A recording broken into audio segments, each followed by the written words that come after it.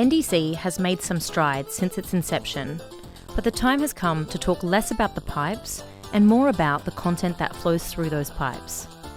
NDC is a messaging standard, but it really is a method to retail unique airline offers to consumers on indirect channels.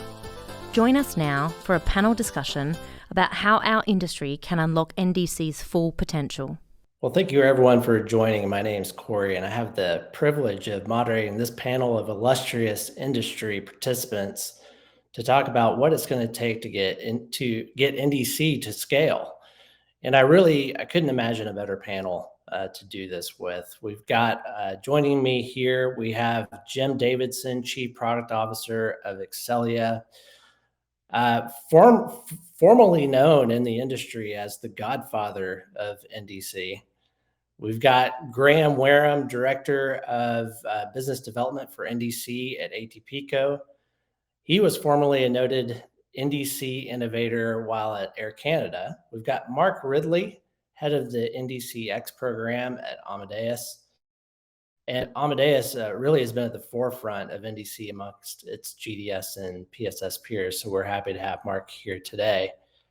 And also joining us is Tina Larson, the Managing Director of Everything at Hawaiian Airlines, but more specifically, Distribution, Sales Strategy, and Alliances, who really, in my opinion, is one of the future stars in the airline industry. So I'm really happy to have her on the panel here today as well.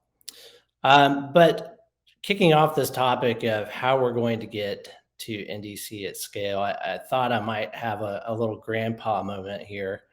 And give you some prehistoric musings of my own time with NDC and some of its historical beginnings, because I think understanding the future of NDC starts with an understanding of its past. And my story of NDC actually started back in 2006, 6 years before the NDC standard took effect.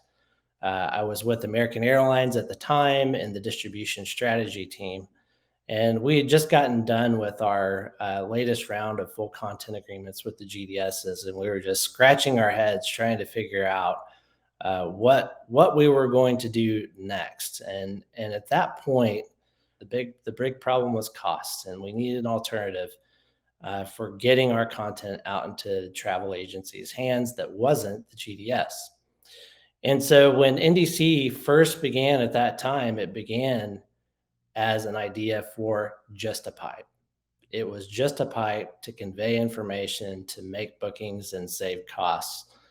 But everybody knows that over a period of time, the airline business model changed. The ancillary trend came about. Airline products became more and more complex, and that required a new way of distributing products through travel agencies. And it turns out that NDC turned out to be a pretty good answer to that as well. But there were several problems with NDC, particularly in the early going. Some of them were technical, but many of them were commercial.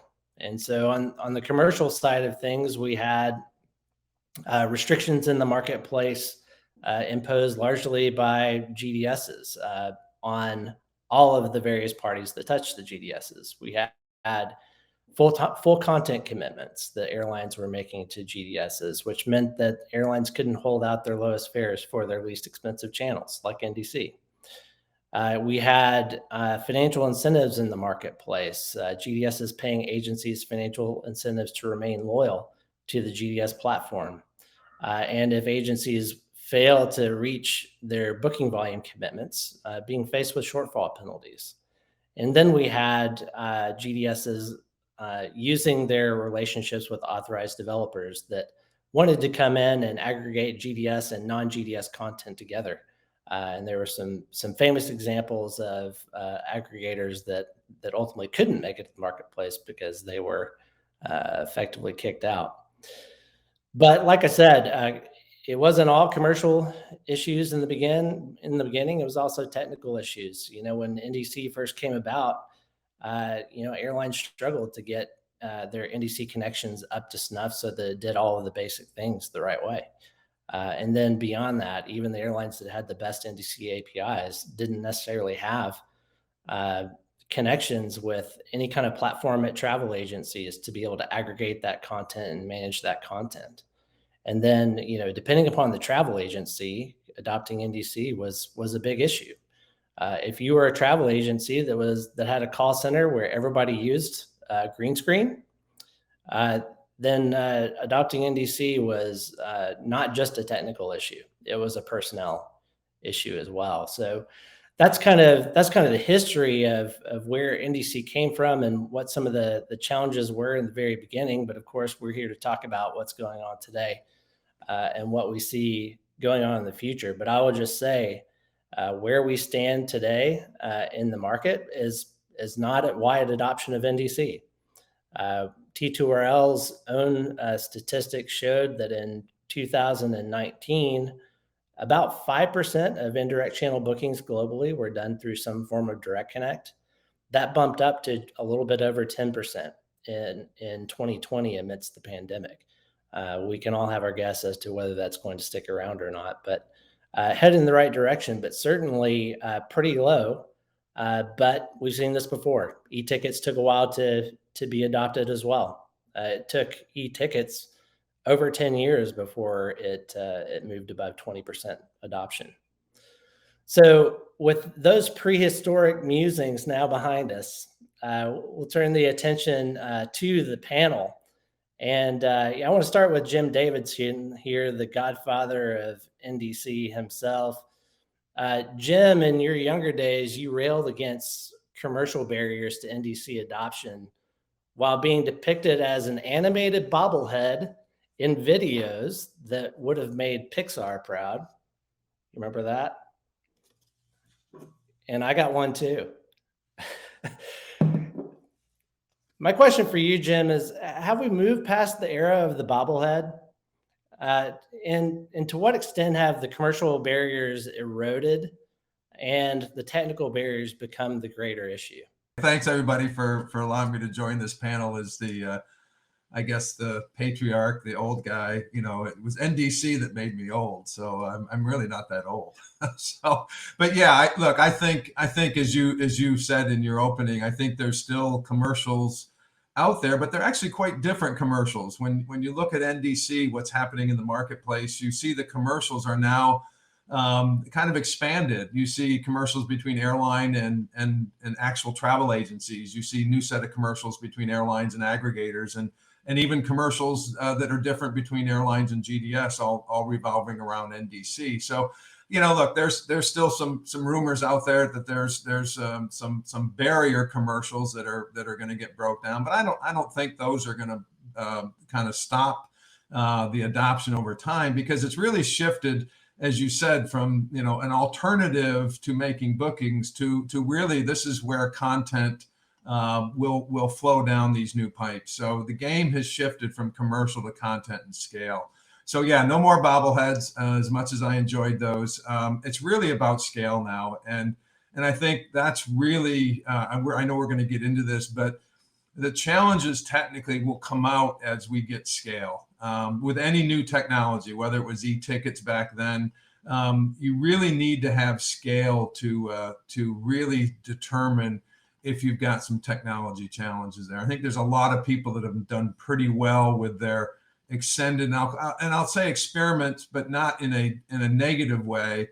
And I think it's scale that's going to really be the game changer here as we go forward, in order for the airlines to get true content down to everybody who wants it. So a lot of people, when they hear the word scale, they're thinking of non-functional elements of technology. Can you take the volume? Can you respond in a short enough period of time? Is it all about the non-functional part of technology, or is it also about some just clear functional gaps that NDC has today that need to be closed? Yeah, is that for me still? That's for you still, yeah. Yeah.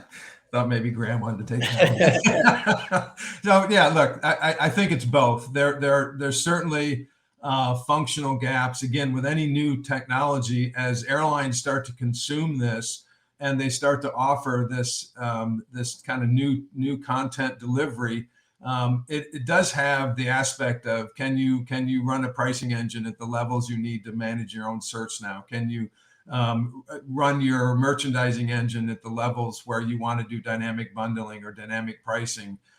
Those all put challenges out there. So, and then I think there's also the scale around the adoption scale is, it's not just magic that if you have an airline has an NDC API and says, here, my store is open, come and get it. There is a whole onboarding process that has various components to it. And I think there's a big piece of where the investment in scale is going to be made. Ultimately, the GDSs are going to be hooking differently to the airlines than they already are today. And I know Mark's going to get into some of that. But it's all the aggregators and all the individual travel agencies that want to have a different relationship with an airline that they have. And that is a big piece of the scale, how we onboard these people.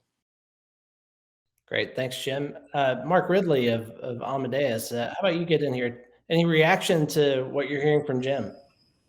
I mean, I'm going along with what he says. Very much, scale is more than just the technology.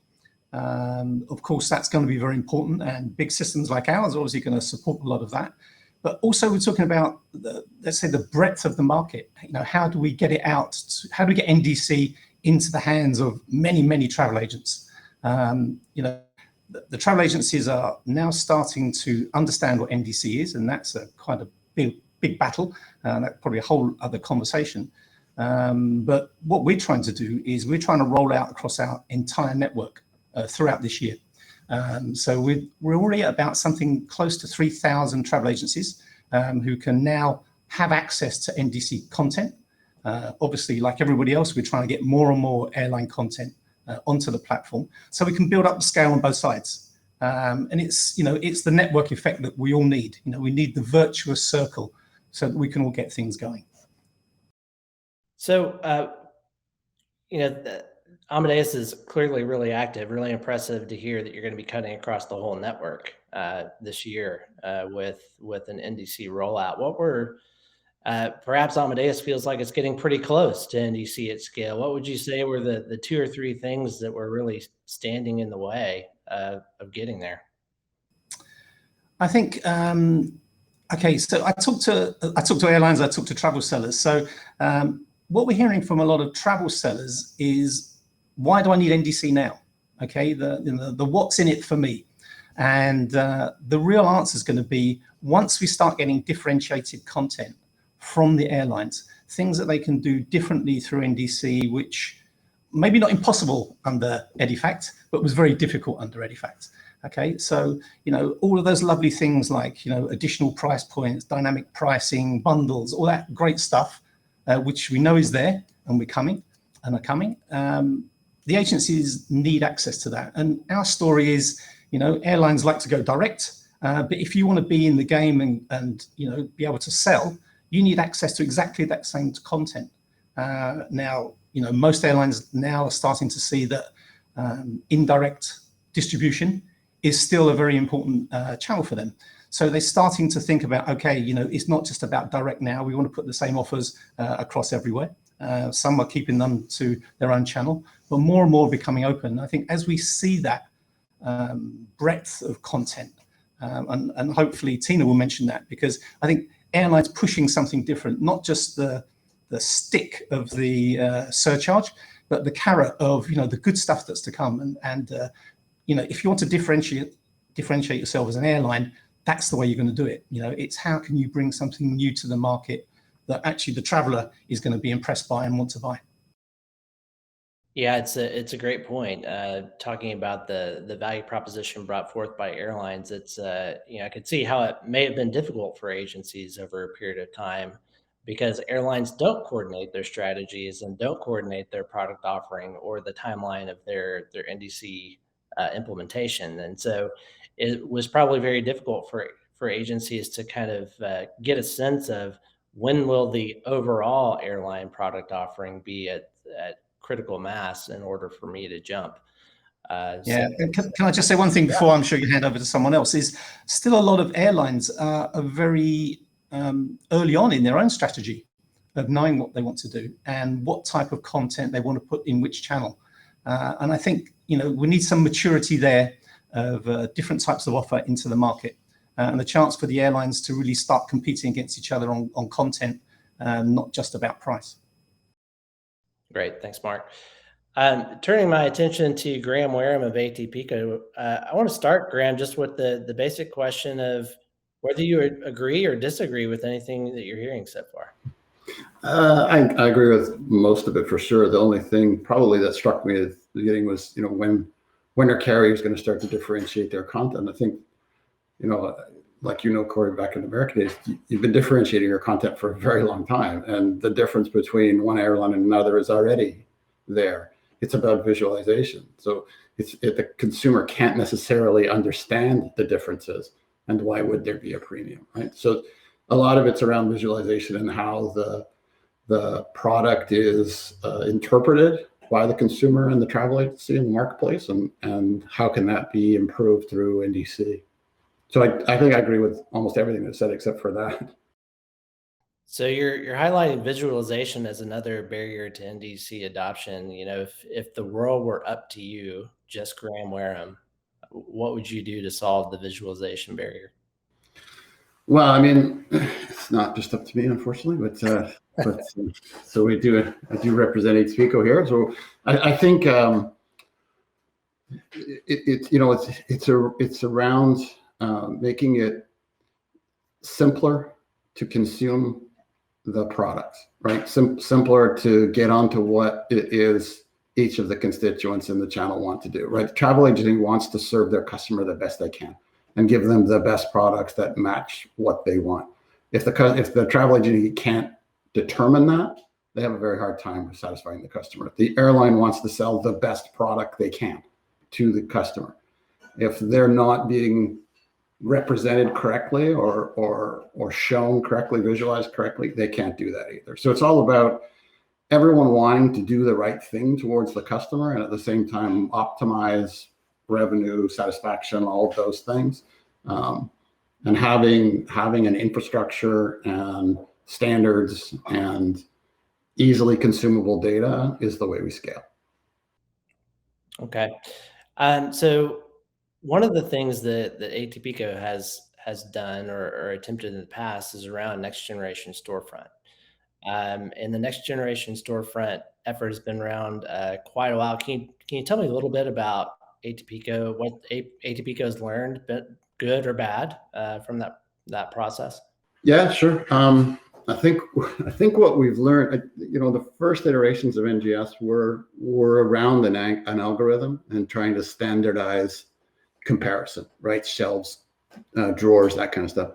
I think what we've learned is let the sellers do what sellers do best. Let the sellers satisfy their customer search criteria. Let the sellers find the stuff. What they need is good data to be able to get to it. So I think what we found in NGS is all about the data. NGS is around having standard definition and standard interpretation of attribute definition. Once that exists, let the seller go crazy with the way that they're going to represent the products and compare the products. They're going to be market driven, right? The customers are going to drive them to do the right thing.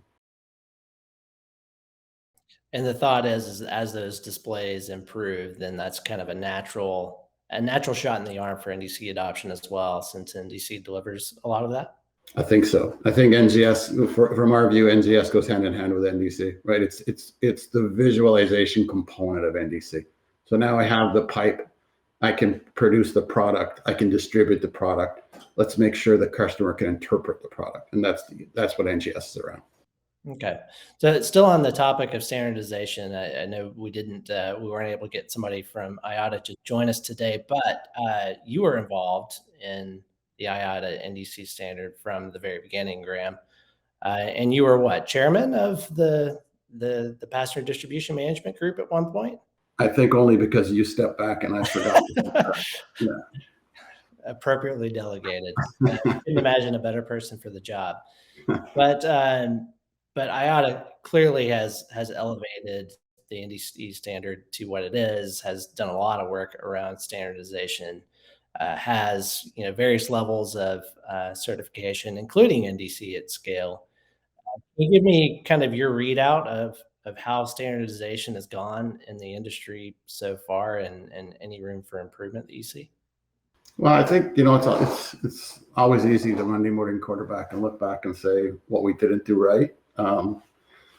I think, you know, what's happened over the years probably took too many years to happen, but probably needed to happen in the sequence it did. I think now the standard might be a little too flexible and too difficult for people like Mark to consume at scale or get, you know, on board sufficiently enough people to do that. So we think that a role that Atipico could play anyways is as the producer of a reference implementation. So can we produce, based on the NDC standard, a reference implementation that kind of gives a pathway to how the easiest way to consume the standard is, which hopefully can take out a lot of the gray and make it a lot easier to scale.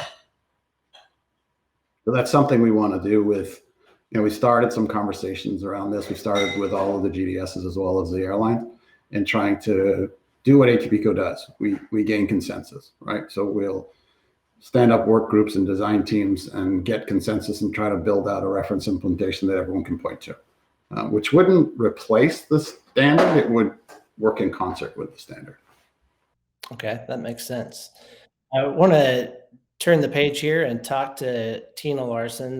This video is being filmed at a time of day which I think is objectionable to most people, Tina included, when you're in Honolulu, Hawaii. So thank you for joining us, Tina. I clearly drew the short straw. Well, thanks for taking one for the team. Let's talk from the airline perspective.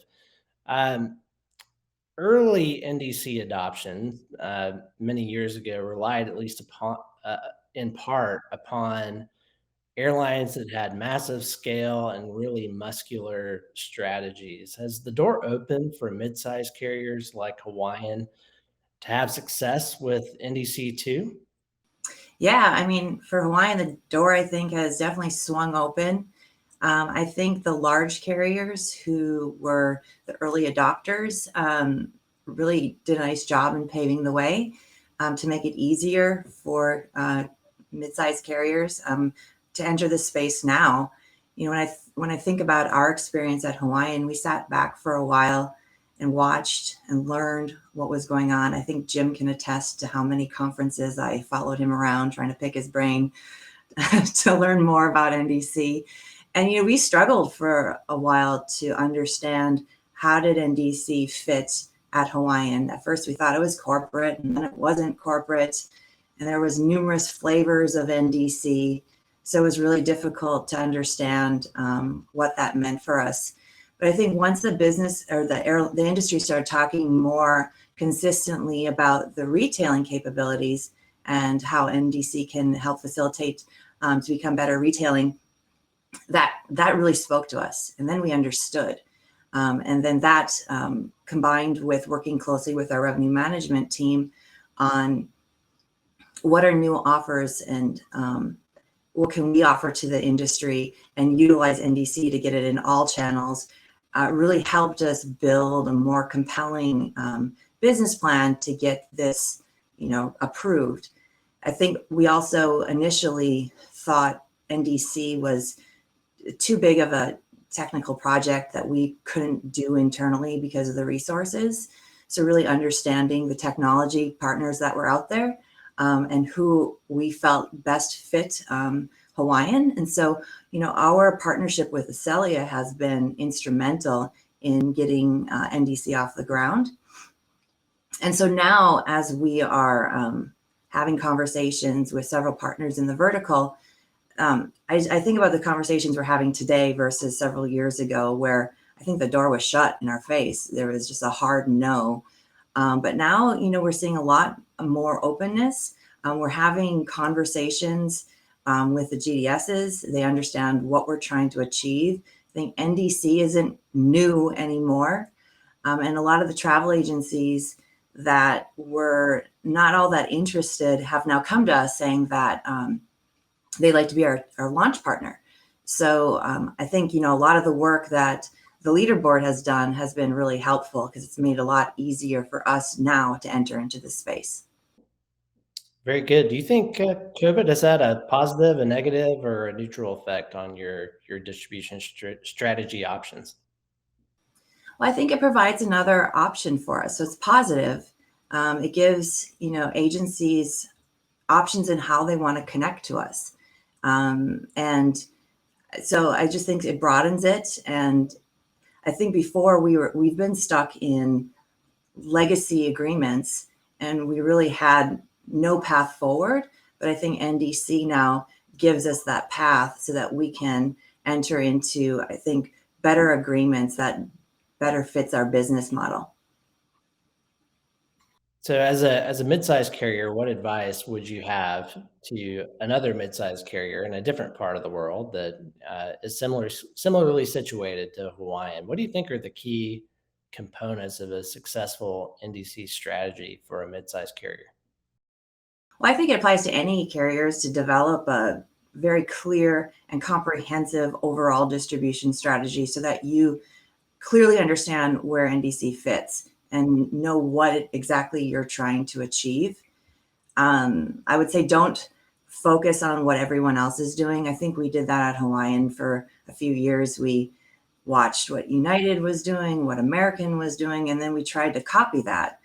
And now we realize what the bigger carriers are doing doesn't necessarily apply to us. We're a unique carrier with a unique business model, and we have unique content to offer that's very different from the likes of United or American in many ways.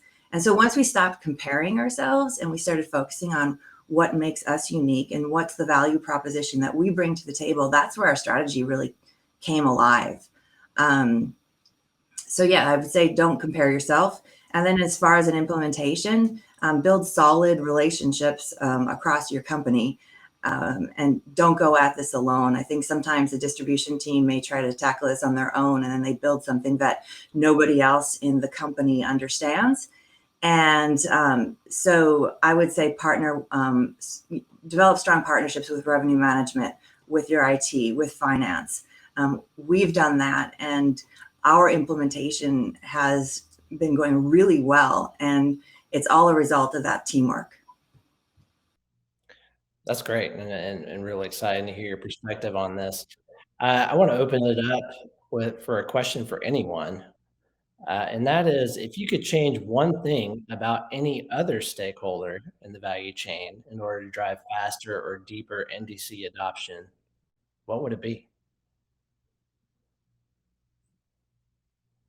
Anyone who wants to answer can speak first. We'll be nice. Okay, I can jump in. I'm never shy, even though I'm old. So look, I think both Mark and Graham hit on it. I think it's the visualization, and so we're heading down this path where everybody now is doing exactly what before NDC we did with Direct Connect, is everybody had their own, and there was no standardization. And I think when you look at how we want to deliver content, you start to think about what does it take to put a standardization on a travel agency desktop from a visualization point of view. Now, I know that's got a lot of long tails to it, but I do think if there's a tremendous amount of investment, this is exactly what happened with early Direct Connects. Every airline invested in their own, and there was a lot of money being spent. So that's one of the reasons IATA got behind it. The same thing has happened with the visualization aspect. Could there be a need out there, or could there be a solution out there that solves it for all travel agencies and all GDSs, and pool some of that money through some more kind of universal visualization portal or something like that. So I think the thinking around that would be where I would like to see some thought changes. We're still being very proprietary around something that I don't think needs to be proprietary. Great, thanks, Shannon. And Mark, you're at Amadeus has gone far down the path of rolling out NDC to its travel agency customers. Can you tell us a little bit about the light bulbs that go on for travel agencies when they start actually using the new system? Yeah, sure. I think, there's been a lot of focus, first off, on really the original booking. We call it prime booking flow. It's how you're doing the search, especially, how you're putting those offers in front of the travel agent. All of that is mega important. But what we're finding is for you as an airline to get to those, corporate clients you want to get at, those, the people in the BTA segment, they have a lot of downstream processes, which NDC has to work with those. Otherwise, that becomes a huge barrier to adoption. They need to, things are changing all the time. So with or without the whole pandemic thing, flights get cancelled, there's schedule changes, people's meetings change. So it's just normal business that people need to service a booking. And so that becomes very important. So a lot of our big customers, they're saying, okay, we need to be able to service it the same way as we did with Edifact. So in some cases, our competitor is not Travel Fusion or some of the other aggregators. It's in fact our own Edifact technology, which has been built over 30 years, where all of the servicing is there. One of Jim's customers, Qantas, recently said, we want to be better than Edifact now. And I think that's the great standard that we need to push towards. All of the old PSS technology, which, beyond the pipes is maybe somehow limiting us, that has to move on. And as we maybe start to adopt one order as we move forward, because we see NDC, one order, this whole retail transformation as being one piece, maybe that's going to help. Because, some of the barriers we're seeing now is, how do we make the old and the new work together? Because without that working together, we lose the, our billing system, our duty of care to the customer to follow up where they are, all of which is important on the certainly on the business travel side. And that's what's holding them back to Edifact, because they know they can get their bookings in their mid and back office system, and all of those other systems flow. So we need to get the end-to-end, as an industry, we need to get that end-to-end piece working. We're not going to compete on those nuts and bolts, but without them there, it's holding us all back. So Corey, can I just answer your previous question a little bit? So rather than point at any one individual or any group, I would say everybody in the ecosystem, whether you're a seller, a GDS, an airline, a technology provider, eXpeako, there's value to be found in NDC. Start looking for the value for yourself. The technology is there, the level of information and data, the communication is there to satisfy our customers better than ever before. Instead of pushing back and seeing this as an airline-driven thing or a GDS-driven thing or whatever it is, look at it for yourself. Look at where you sit in the ecosystem and what our objective is. Right? The objective is to satisfy the customer. Customers are demanding NDC, not the airlines. The customers are demanding product change, not the airlines.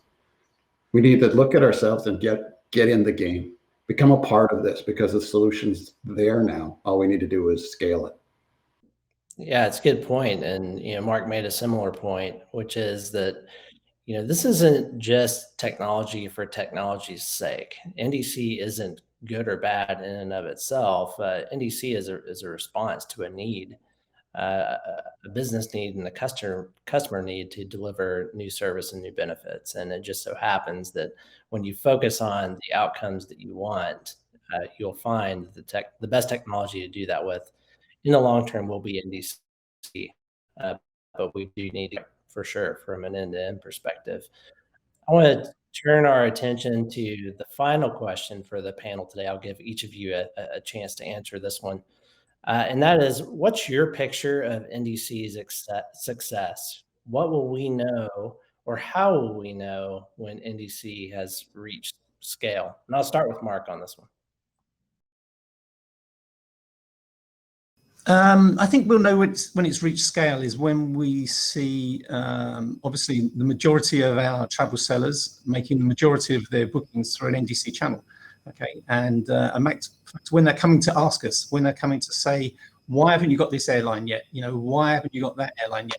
Why are they behind? Why aren't they with us? So we want it to, from that aspect, the demand side is really pulling, let's say.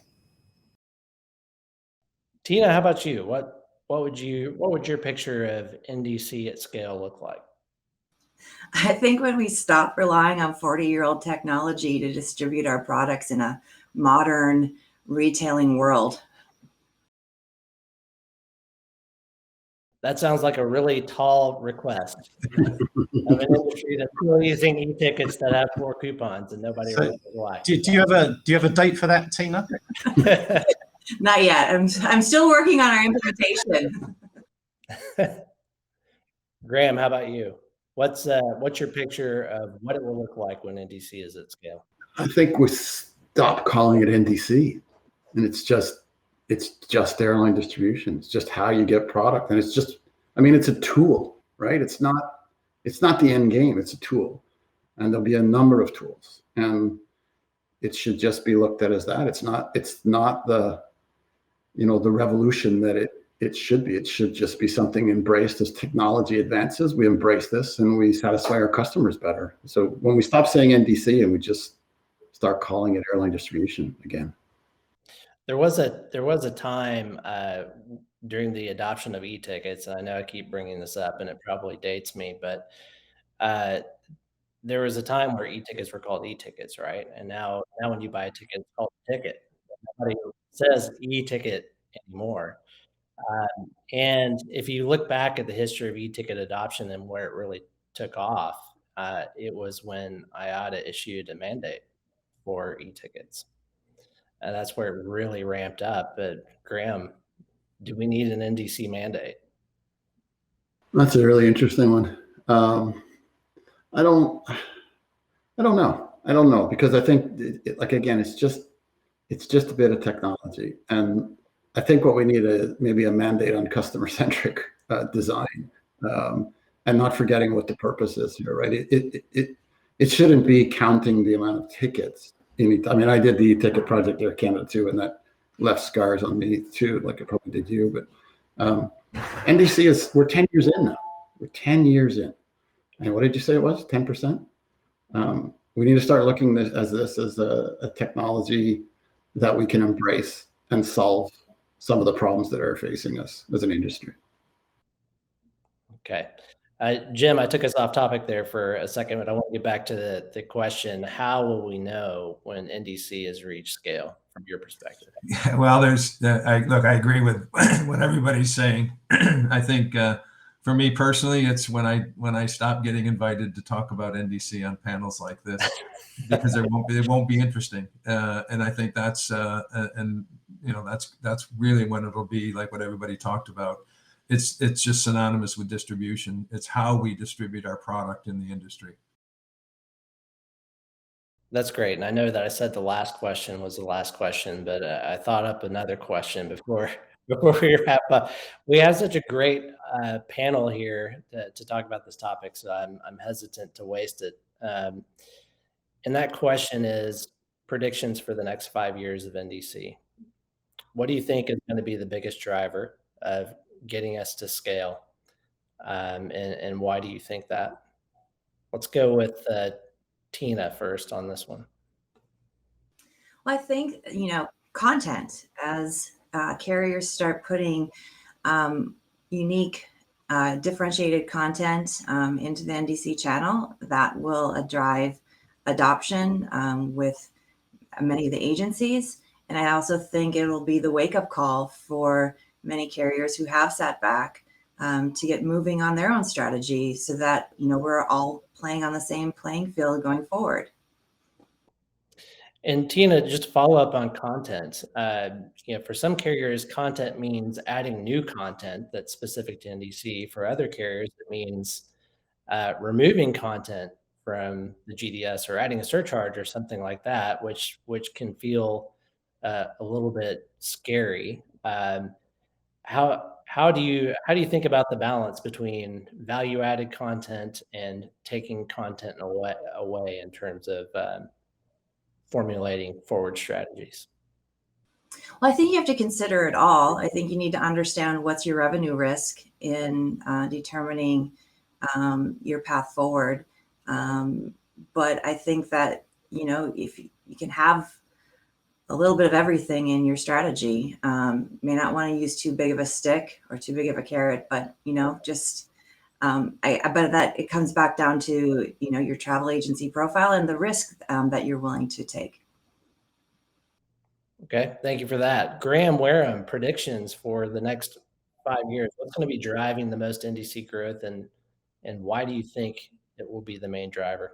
Yeah, I think a lot of the problems that are left to solve, like interline and consolidation and all these bits and pieces, groups and all that, I think looking at this as an industry problem and creating industry infrastructure standards, simply consumable, not everyone trying to solve every problem. Is let's look at this as an industry and solve it together.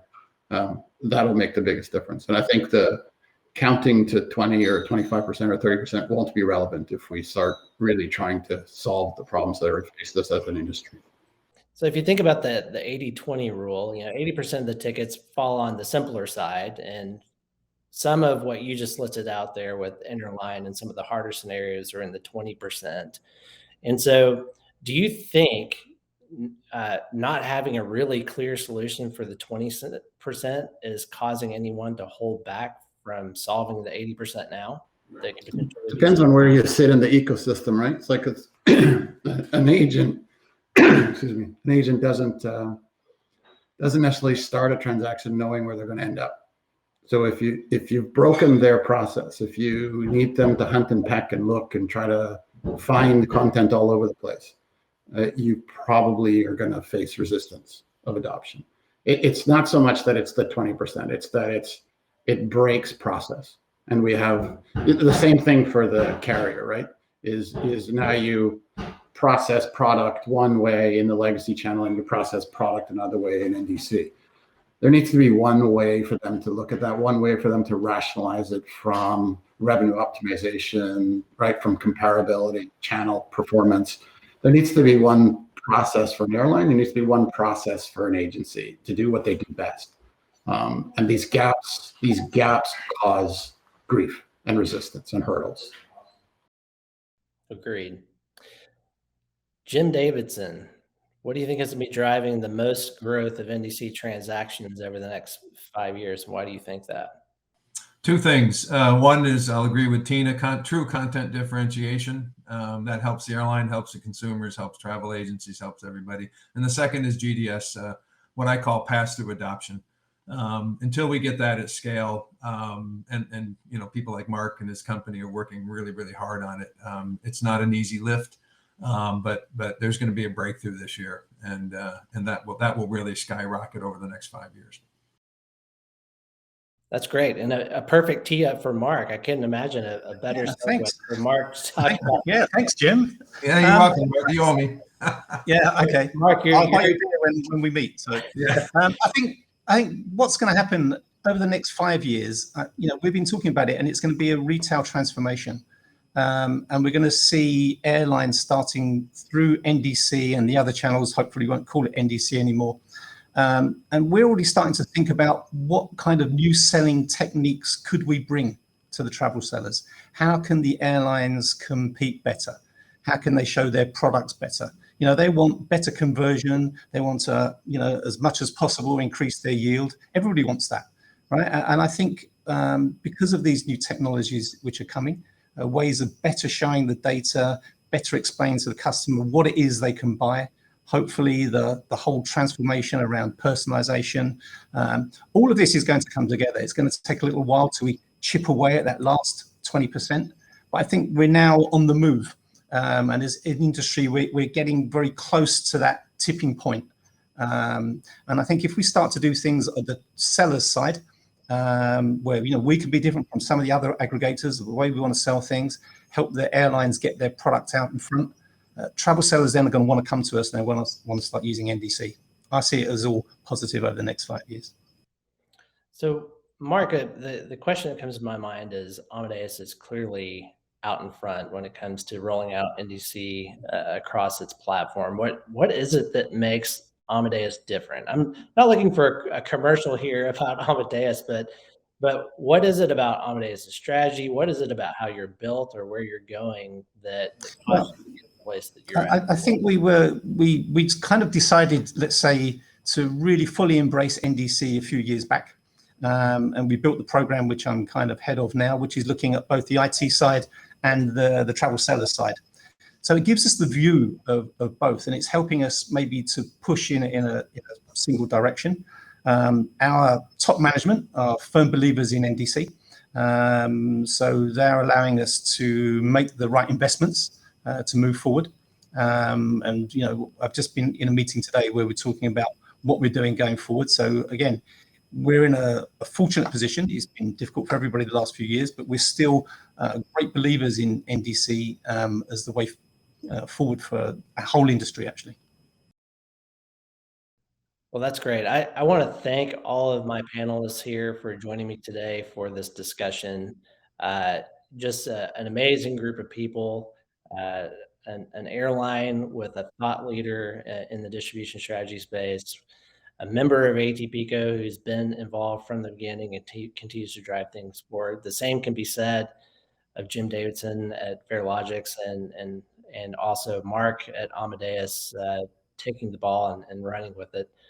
Thank you for all you do to drive NDC adoption in the industry. Thank you for all you have done, and look forward to seeing what more you accomplish in the years to come.